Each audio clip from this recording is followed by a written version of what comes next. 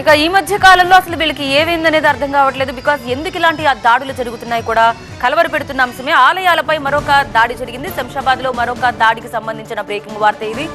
జుక్కల్ గ్రామంలోని ఒక ఆలయంపై అటాక్ జరిగింది. పోచమ్మ ఆలయంతో పాటు ఆ పక్కనే ఉన్న సోమన్న ఆలయంలో కూడా దాడులు జరిగాయి.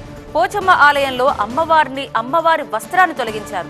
సోమన్న ఆలయంలో కూడా స్వామివారి వస్త్రాన్ని తొలగించారు. ఒక అనుమానితుడిని పోలీసులు పట్టుకున్నారు.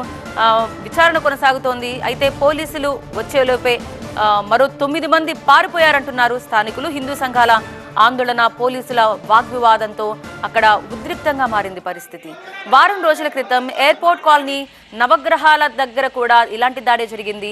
2 రోజుల క్రితమే మైసమ్మ త్రిశూలం ధ్వంసం చేశారు. తాజాగా పోచమ్మ ఆలయంలో, సోమన్న ఆలయంలో జరిగిన ఈ దాడులపై హిందూ సంఘాలు తీవ్ర ఆగ్రహం వ్యక్తం చేస్తున్నాయి.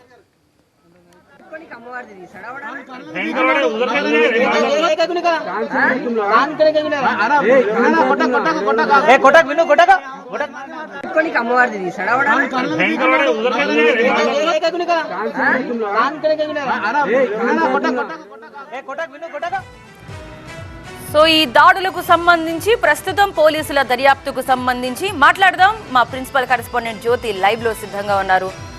జ్యోతి, ఎలా చూడాలి? ఇలాంటి సంఘటనలు ఎప్పుడో అప్పుడు కాదు, ఇలా ఈ మధ్య కాలంలో ఎక్కువగా జరుగుతున్నాయి. సెన్సిటివ్ ఇష్యూ అయినప్పటికీ కూడా దీన్ని ఎలా చూస్తున్నారు?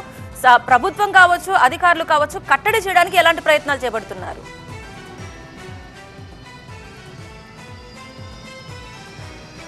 ఎస్ దేవి, శంషాబాద్ మున్సిపాలిటీ పరిధిలో వరుసగా దేవాలయాల మీద దాడులు జరుగుతూ ఉన్నాయి. ఈ ఘటనలు తీవ్ర కలకలం కూడా సృష్టిస్తున్నాయని చెప్పుకోవచ్చు. అయితే ఇటీవల కాలంలో ఏదైతే ఎయిర్పోర్ట్ కాలనీలో ఉన్నటువంటి నవగ్రహాల విగ్రహాలకు సంబంధించినటువంటి ఆలయం వద్ద అక్కడ విరగొట్టడం జరిగింది. అంతేకాకుండా కింద పడవేయడం జరిగింది. ఆ ఘటన మరవక ముందే 4 రోజుల వ్యవధిలోనే కట్టమైసమ్మ ఆలయంలో త్రిశూలాన్ని విరగొట్టారు. ఆ తర్వాత 2 రోజుల వ్యవధిలోనే జుక్కల్ గ్రామంలో ఉన్నటువంటి సౌడమ్మ ఆలయం, అంతేకాకుండా సోమన్న ఆలయానికి సంబంధించి ఆ ఆలయంలో అమ్మవారు, అంతేకాకుండా స్వామివారికి సంబంధించినటువంటి వస్త్రాలను తీసివేయడం జరిగింది. ప్రస్తుతం మనం జుక్కల్ గ్రామంలో ఉన్నటువంటి సౌడమ్మ ఆలయం దగ్గర ఉన్నాము. అంటే సహజంగా మనకి పోచమ్మ, అంతేకాకుండా ఈ సౌడమ్మ ఆలయాలన్నింటినీ కూడా గ్రామ దేవతలుగా భావిస్తూ ఉంటారు అన్నింటినీ కూడా. ఈ నేపథ్యంలో ప్రస్తుతం మనం చూస్తున్నటువంటి ఈ 2 ఆలయాలకి సంబంధించి ఇప్పుడే నూతనంగా నిర్మిస్తూ ఉన్నారు. ఈ సంక్రాంతి రోజున ఈ యొక్క ఆలయానికి సంబంధించినటువంటి ప్రతిష్టాపక అంటే మొత్తం కూడా ఈ మొత్తం ఓపెన్ చేసేటటువంటి అవకాశం ఉంటుంది. అయితే ఈ నేపథ్యంలో నిన్న రాత్రి 8 గంటల ప్రాంతంలో ఒక వ్యక్తి అమ్మవారి ఆలయానికి రావడం జరిగింది. లోపలికి ప్రవేశించి అమ్మవారి వస్త్రాన్ని తీసివేయడం జరిగింది.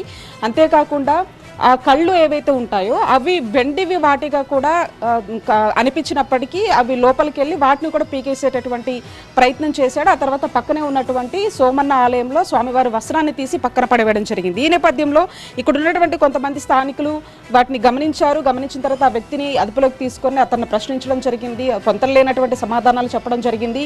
ఈ నేపథ్యంలో అక్కడ పోలీసులకు సమాచారం ఇచ్చిన వెంటనే పోలీసులు ఇక్కడికి వచ్చిన తర్వాత కొంత ఆందోళన పరిస్థితి కూడా ఇక్కడ మనం గమనించాము. అయితే ఈ నేపథ్యంలో ఇక్కడ స్థానికులు ఉన్నారు. అసలు ఏం జరిగింది అంటే ఒకసారి వాళ్ళతో మాట్లాడిద్దాము. అంటే ఏం జరిగిందంటే ఆ వ్యక్తిని మీరు చూసారా? అతనితో మాట్లాడారా? ఏమంటున్నాడు? మా గ్రామ పిల్లలు ఇక్కడ కాచరం వైపు వెళ్తున్నారండి. వెళ్తుండగా ఇక్కడ చేసి అక్కడ శవ గుడి ఉంది, అక్కడ విగ్రహాలను దర్శనం చేస్తుంటే చూసి పట్టుకుంటే ఇక్కడ కూడా కుట్టకల ఇక్కడ వచ్చి మేము ఈ గుడి కాడ కూడా చేసినామని పట్టుకుని వచ్చి అతన్ని కొట్టంగా సైలెంట్గా తాళం వేసారండి. తాళం వేసి పోలీసులకు ఫోన్ చేశారు.